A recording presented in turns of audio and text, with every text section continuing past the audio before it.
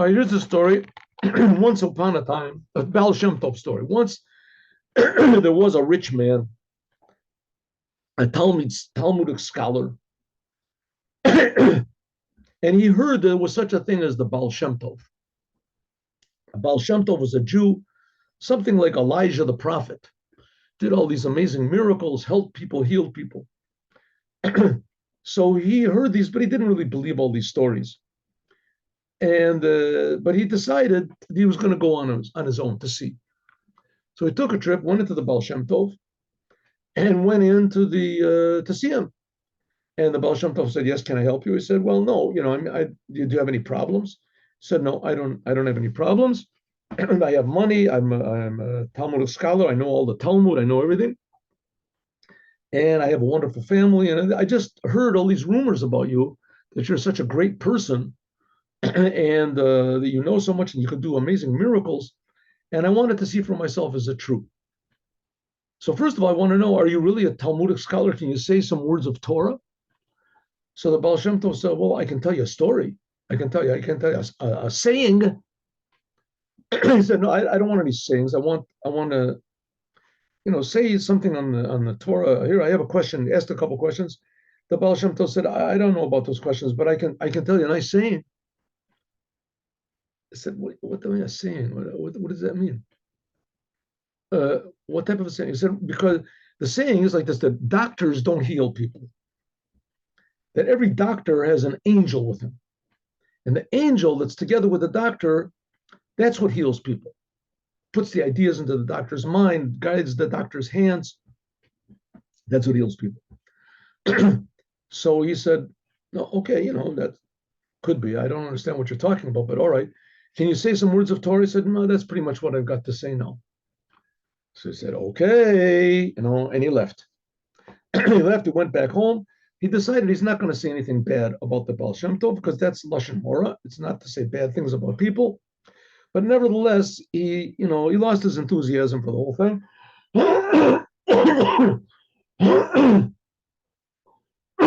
And he has no proof that the Baal Shem Tov, doesn't know Torah or anything. He didn't say anything. He didn't say anything wrong. He just didn't say anything. So I said, okay. Anyway, so the time passes, and this rich man, he becomes sick.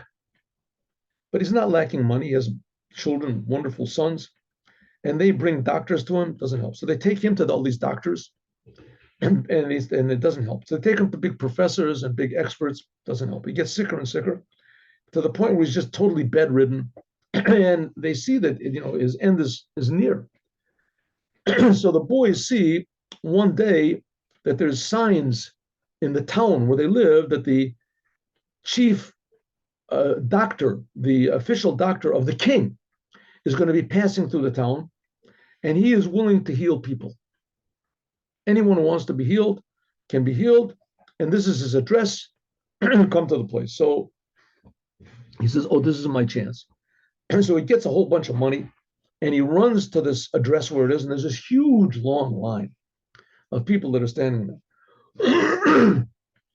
And he runs to the front of the line, and sure enough, there's this very honorable looking, man standing there, and people go by him, and he just looks at them. He's got his glass, and sometimes he checks his glasses, and sometimes he checks their pulse, and he checks their heartbeat, and he says, "Your disease is this, and your the healing for this is such and such and such." Write it down. He tells it to his servants. Next, and he's just knocking these people one after the other off and telling them what the healing is and how to fix it. You have to go for a massage, and you have to go to this certain change climates, and everybody's changed.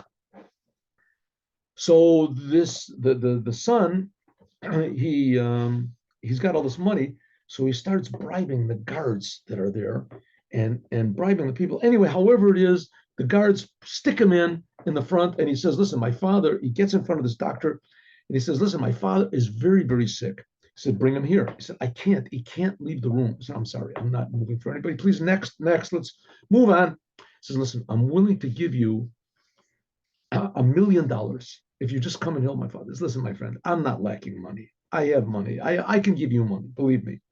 I'm 10 times as rich." He says, "But my father, all the doctors tried to see him. No one can heal him. I heard that you can't. You're the greater than all the other doctors. He said, all the doctors saw him. He says, yes. Dr. McGregor from Ireland saw him. Yeah, he saw him. Couldn't help? No. They said, what about Dr. Jabara from Egypt? He saw him. Couldn't help? No, couldn't help him. Couldn't help him. And what about Dr. Grossman from Prague? He saw him. Yeah, he was. They couldn't help?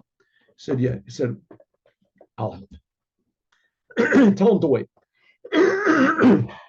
They whisk him away to his father's. He goes to stands by the father's, goes and sees his father, takes his pulse, beats him, said, you're right. If you would have come a little earlier, maybe there's something I can do. But you're right, it's the situation is really serious. Said, but if you would have brought him to me when you brought him to Dr. McGregor or whatever it is, then I could have helped him. But okay, you know what? I'm risking my reputation, but I'm going to try it. And he writes down a prescription. There's one of the boys is standing there, some boy. He says, take this, run immediately to the drugstore. Tell him to spare no money, no time. He has to make this hurry fast to make it.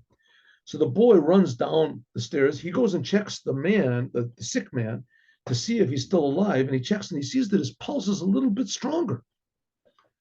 So the boy is in the street. He already made it to the street. He yells to the boy, come back. The boy comes back and he takes the prescription, he rips it up, and he writes another prescription. Says, okay, now go, hurry. And he goes and checks the man to see if his situation has deteriorated, if he's, still alive. And maybe it was just like his death throes. He got healthy. He checks and he sees that he's a little bit, checks his eye. He sees that it looks a little clearer. And he calls the boy again from the street. And this happens like 5 or 6 times. And each time he sends the boy out, and the sick man, the sick Jew, he becomes a little more healthy until finally, after like the 6th time that he sends the boy out, he's sitting up and he says, listen, I'm thirsty. Can you bring me something to drink? He calls the boy back. And the doctor says, listen, I have never seen such a thing in my life. Your situation was just, critical. There was no way you were going to live. I was really putting my reputation at risk by even dealing with you. And now I see I didn't do anything and you got better. I can't explain it. All of a sudden, this rich man, he said, listen, maybe I have an explanation for you. Said, 10 years ago, I was by this man called the Baal Shem Tov, Yisrael Baal Shem. And he told me that doctors don't heal people, that every doctor is an angel. And the angel heals people. And, I left this out. And a big doctor has a big angel. And a little doctor has a small angel. So the doctor starts to think, and he's walking, pacing back and forth. And you can see he's really, really agitated. And he said, listen, that's the only explanation for what happened just now. According to medicine, this makes absolutely no sense. There's no power in the world that could have healed you. Who is this Baal Shem Tov man? Does he still exist? He's still alive? And he said, yes, he's still in Mezribus. He's 10 years older than when he was back there. I understand he's still alive. So listen, I want to go and see him. I'm going to go. I'm going to take care of all the people that are waiting for me. And tomorrow early morning, we're going to go and see him. It ends up that this doctor was really a Jew. And he had changed his religion in order to get a position in the king's court. He went and he saw the Baal Shem Tov, and he returned back to his Judaism. And the Baal Shem Tov saw 10 years earlier that that's the only way that you could bring this doctor back to his Jewish senses. Baal Shem Tov story. Have a good day with Mashiach now. And that's exactly what the Mashiach is going to do to all the Jewish people. Make them all healthy. He'll send his angels and make the Jewish people come back to their Jewish senses, back to their Jewish health, and the whole world will be fixed up with the revelation of the Creator in the creation. Have a good Shabbat with Mashiach now.